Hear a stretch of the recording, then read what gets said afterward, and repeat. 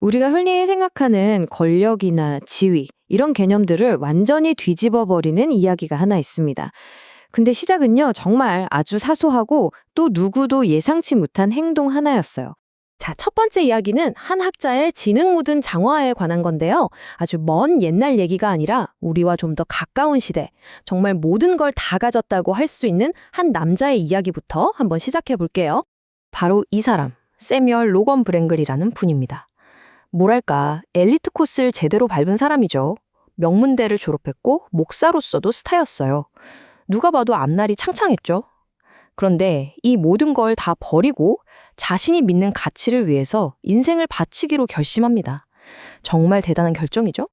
그렇게 대단한 스펙을 가지고 새로운 길에 뛰어들었으니 당연히 뭔가 중요한 역할을 맡았을 것 같잖아요.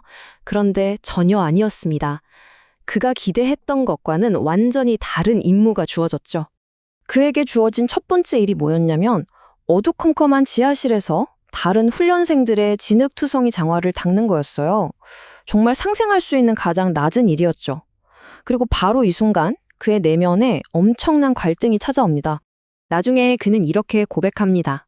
진짜 더러운 건 장화가 아니었다. 내 마음 깊숙이 박혀있던 교만, 바로 그거였다고요. 이 경험이 바로 오늘 우리가 이야기하려는 핵심 질문을 던져주는 것 같아요. 대체 진정한 위대함이란 뭘까요? 어디서 오는 걸까요? 자, 이제 주인이 종이 되다 라는 두 번째 이야기로 넘어가 볼게요. 방금 그 브랭글의 질문, 진정한 위대함이란 무엇인가? 이걸 마음에 품고 이제 오늘 이야기의 중심이 되는 사건으로 한번 들어가 보겠습니다. 이 일 역시 그 당시 사람들한테는 엄청난 충격이었어요. 이 이야기의 의미를 제대로 알려면 당시 문화를 좀 이해할 필요가 있어요. 1세기 사회에서 누군가의 발을 씻겨주는 일, 이건 그냥 친절의 문제가 아니었습니다. 이건 가장 낮은 계급의 노예나 하인이 반드시 해야만 하는 의무적인 일이었어요. 선택의 여지가 없었죠. 그런데 바로 그 일을 스승이자 리더였던 예수가 하겠다고 나선 겁니다. 그것도 자신의 제자들, 자신을 따르는 사람들 앞에서 무릎을 꿇고 말이죠. 상상이 가시나요? 왜 그랬을까요? 왜 굳이 이런 파격적인 행동을 했을까요? 기록은 그 이유를 아주 간단하면서도 강력하게 딱 한 단어로 설명합니다. 바로 사랑 때문이었다고요. 끝까지 사랑했기 때문에. 그러니까 이건 단순한 행동이 아니었던 거죠. 당시 사회와 종교 질서 전체를 완전히 뒤집어버리는 선언과도 같았어요. 사랑은 위에서 군림하는 게 아니라 가장 낮은 곳으로 내려가 섬기는 것이다. 이걸 말과 이론이 아니라 가장 밑바닥에 있는 행위를 통해 직접 보여준 겁니다. 자, 세 번째 이야기, 받기를 거부하다입니다. 이렇게까지 파격적으로 겸손을 보여줬는데 그럼 제자들은 와, 정말 감동입니다 하고 순순히 받아들였을까요? 글쎄요, 그렇지가 않았습니다. 특히 제자였던 베드로의 반응이 정말 인간적이면서도 재밌어요. 단호하게 거절하거든요. 절대로 제 발은 못 씻으십니다 하고요. 아니, 왜 그랬을까요? 한번 생각해 보세요. 우리도 그럴 때 있잖아요. 누군가 나한테 너무 과분한 호의를 베풀면 괜히 부담스럽고 불편한 거요. 내가 이럴 자격이 있나? 이걸 그냥 받아도 되나? 이런 마음이 드는 거죠. 바로 이 지점에서 두 가지 생각이 아주 강하게 부딪힙니다. 베드로는 철저히 행위 중심의 세상에 살고 있었던 거예요.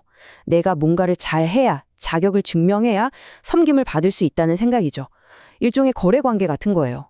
하지만 예수가 보여준 건 완전히 다른 은혜의 관점입니다.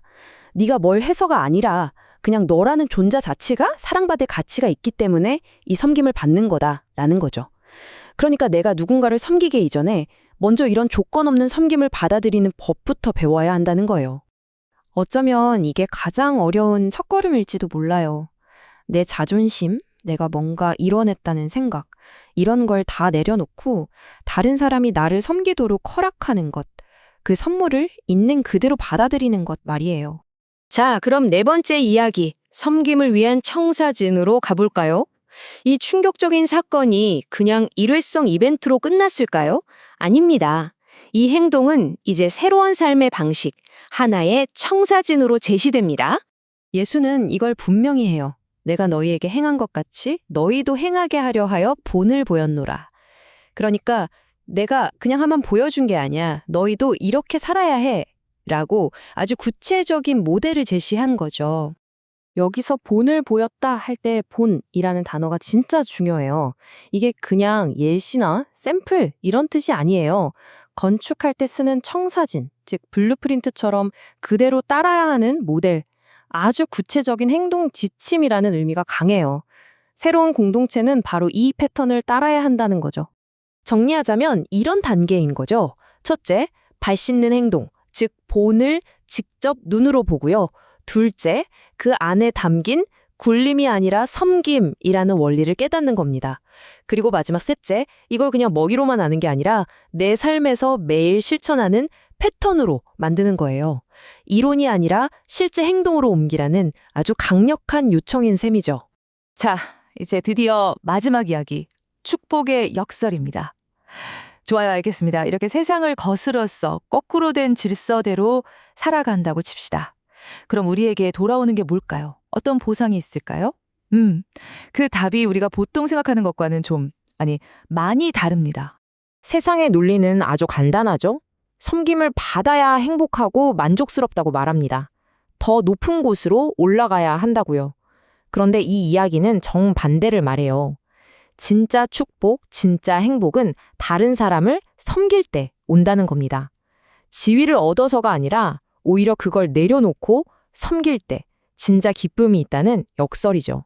그리고 아주 중요한 점을 덧붙입니다. 이런 축복은 이 원리를 그냥 아는 것만으로는 얻을 수 없다는 거예요. 반드시 행할 때, 실제로 그렇게 살아갈 때 비로소 내 것이 된다는 거죠. 결국 진정한 삶은 머리가 아니라 손과 발로 증명되는 셈입니다. 수천 년 전의 이 이야기가 오늘 우리에게 아주 구체적인 질문을 던지고 있습니다. 이번 주에 당신이 할 수 있는 아주 작은 발 씻기는 무엇인가요? 거창한 게 아니어도 좋습니다. 내 주변 사람을 위해 나의 시간과 마음을 조금 내어주는 것, 그것이 무엇일지 한번 생각해 보면 어떨까요?